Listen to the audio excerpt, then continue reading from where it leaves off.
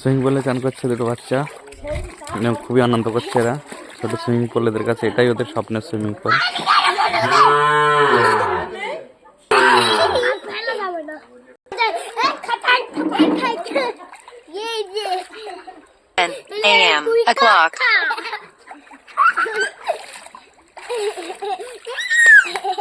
অল্পতেই খুশি, এই জন্য এই সুইমিং পুলে রাতে আনন্দ করছে।